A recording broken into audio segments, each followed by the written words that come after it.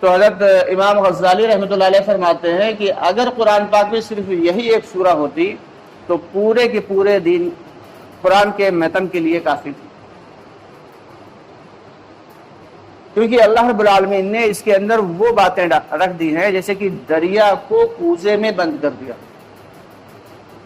کہ سب سے پہلے اللہ تعالیٰ کیا فرما رہے ہیں والعصر، کہ اللہ کو بھلا قسم کھانے کی کیا ضرورت، اللہ تو سچوں کے سچے ہیں، پھر بھی اللہ تعالیٰ قسم کھا رہے ہیں صرف اس وجہ سے کہ اپنی بات کو مزید وزندار بنانے کے لیے۔ والعصر یعنی قسم ہے زمانے کی، اور قسم بھی کسی کھا رہے ہیں کہ مخلوق کی ذمہ داری یہ ہے کہ وہ خالق کی قسم کھائے، قرآن پاک کی قسم، فلانے کی قسم، ڈھماکے کی قسم، یہ نہیں چلتا، بلکہ اگر خدا نخواستہ کوئی بہت اہم ضرورت آ جائے کہ قسم کھانا ہی پڑے تو کس کی قسم کھائیں گے؟ اللہ کی قسم۔ اب اللہ تو خود اللہ ہے، تو اب اللہ کس کی قسم کھائیں گے؟ تو اللہ مخلوق کی قسم کھا رہے ہیں۔ بہت ساری جگہ والضحیٰ واللیل اذا سجا، نہ جانے کتنی جگہ اللہ تعالیٰ نے قسم کھائی، یہاں پہ بھی اللہ تعالیٰ نے قسم کھائی ہے کہ والعصر، قسم کی زمانے کی کھائی ہے، وقت کی کھائی ہے۔ اسی لیے کہا جاتا ہے کہ لوگ جو کہہ دیتے ہیں کہ زمانہ بہت برا چل رہا ہے، تو زمانے کو برا نہیں کہنا چاہیے، بلکہ زمانہ تو وہ اللہ تعالیٰ فرماتے ہیں زمانہ تو میں خود ہوں، زمانے کو برا ہمیں نہیں کہنا۔ تو اللہ تعالیٰ والعصر قسم کھا کے فرما رہے ہیں ان الانسان لفی خسر، دنیا کے سارے لوگ پورے کے پورے خسارے اور گھاٹے میں۔ اب خسارہ جو ہے علماء کرام فرماتے ہیں کہ خسارہ اس گھاٹے کو کہتے ہیں جو گھاٹا جمع میں سے بھی گھاٹا ہو جائے۔ ایک ہوتا ہے وہ کہ نفع میں سے گھاٹا ہو گیا کہ اتنا نفع کا اندازہ تھا لیکن اس میں کم نفع ہوا تو یہ نفع کا گھاٹا، لیکن گھاٹا بہرحال وہ ہے۔ لیکن ایک وہ ہوتا ہے کہ جو ہماری پرنسپل جو منی تھی، جو لگایا تھا، جو مول دھن تھا، اس کے اندر جو نقصان ہو گیا تو اسے کہیں گے خسارہ، وہ زبردست خسارہ۔ یعنی دنیا کے سارے انسان زبردست خسارے اور نقصان میں، تو پھر بڑا فائدے میں کون ہے؟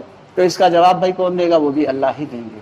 اللہ رب العالمین نے آگے ارشاد فرمایا الا الذین آمنوا، مگر وہ لوگ جو ایمان لے آئے، یعنی جس نے اللہ کو ایک مان لیا، اللہ کو خالق مان لیا، اللہ کو مالک مان لیا، اللہ کو رب مان لیا، اور محمد رسول اللہ صلی اللہ علیہ وسلم کو اللہ کا نبی مان لیا، اور جتنے بھی دنیا میں نبی آئے ہیں سب کو جو ہے اللہ کا نبی مانتا ہے، اور جتنی بھی اللہ کی کتابیں اللہ نے اتاری ہیں سب کو حق و سچ مانتا ہو، اور فرشتوں کا بھی یقین ہو، تو وہ جو ہے وہ گھاٹے میں نہیں ہے۔ الا الذین آمنوا، جو پکا ایمان لے آیا۔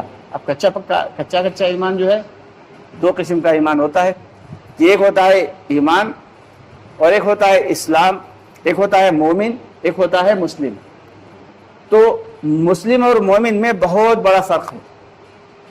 اسلام ایک طریقہ کار ہے جو نظر آتا ہے، اور ایمان جو نظر نہیں آتا۔ ایمان دل کے اندر ہوتا ہے، کہتے ہیں ایمان جو ہے جتنا دل کے اندر ہوگا، اسلام ویسے ہی شکل و صورت سے ظاہر ہوگا، ویسے ہی اس کے کردار سے اور اس کے اعمال سے ظاہر ہوگا۔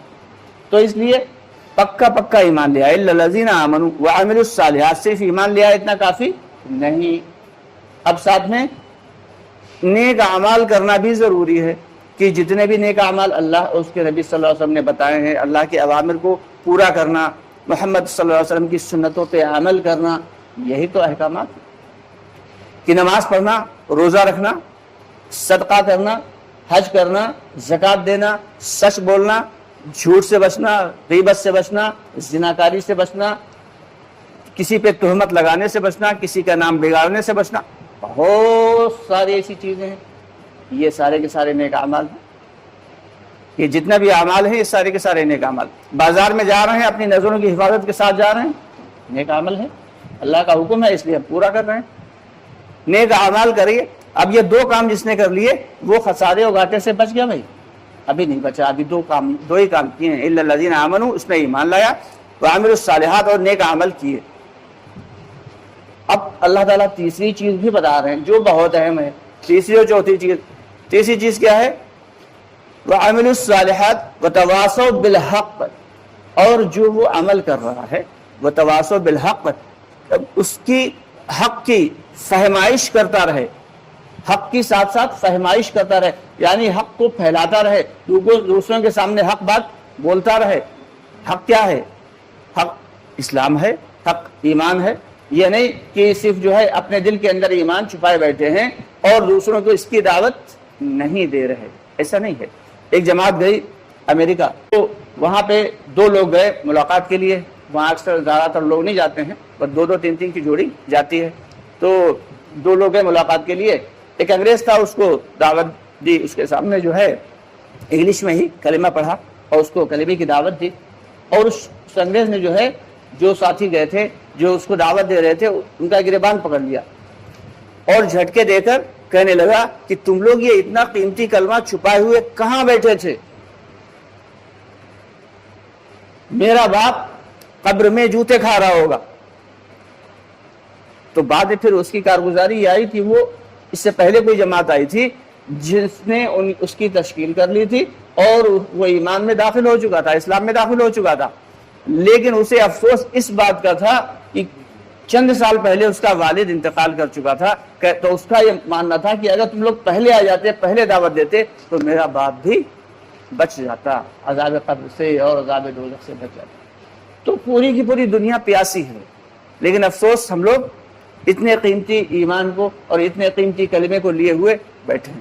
تو دعوت دینا جو ہے یہ بہت ضروری ہے۔ ابھی تو صرف اپنے بھائیوں کو ہی دعوت دینا ہے، ہمارے بھائی ہی اللہ کے گھروں سے دور ہیں، اللہ کے اوامر سے دور ہیں، اللہ کے حکم سے دور ہیں، نبی کی سنتوں سے دور ہیں، تو اس لیے ابھی تو اپنوں میں ہی دعوت چاہیے۔ تو اس لیے کیا کرنا ہے؟ حق کی دعوت دیتے رہے، وہ لوگ جو ایمان لائے، نیک اعمال کیے اور حق کی دعوت دیتے رہے۔ اب جب حق کی دعوت دیں گے تو ظاہر سی بات ہے، ایک شخص عبادت کر رہا ہے تو اسے کوئی دقت نہیں، وہ مسجد کے کونے میں بیٹھا ہوا اللہ اکبر سبحان اللہ الحمدللہ پڑھ رہا ہے، ایک دن دو دن چار دن پڑھے گا اور تھوڑے دن کے بعد جو ہے لوگ اسے بہت عابد اور عبادت گزار سمجھنے لگیں گے، تو لوگ اس کے پاس جو ہے مصافحہ کرنے کے لیے آئیں گے، تو لوگ اس سے جو ہے دعاؤں کے لیے کہنے کے لیے آئیں گے، تو لوگ اسے ہدیے بھی دینے لگیں گے کہ حضرت یہ رکھ لیجئے۔ لیکن ایک شخص جو ہے وہ جو جوتیاں چٹکھاتا گھوم رہا ہے اللہ کے راستے میں اور دوسروں کی کنڈیاں کھٹکاتا گھوم رہا ہے، دوسروں کی خوشامدیں کرتا گھوم رہا ہے کہ بھائی اللہ کے گھر میں چلو، اللہ کی بات چلو، تو اسے باتیں بھی سننا پڑیں گی۔ اور یہ کیوں سننا پڑیں گی؟ کہ یہ عمل تو پرانا چلا آ رہا ہے۔ حضرت جتنے بھی انبیاء کرام آئے، خود حضرت محمد مصطفیٰ صلی اللہ علیہ وسلم کو بھی حالات کا سامنا کرنا پڑا۔ ان جو حالات آئے حق کی یعنی دعوت دینے میں جو حالات آئے ان پہ صبر کر رہا ہو، یہ جب چار اعمال ہوں گے تو پھر وہ جو ہے خسارے اور گھاٹے میں نہیں ہے۔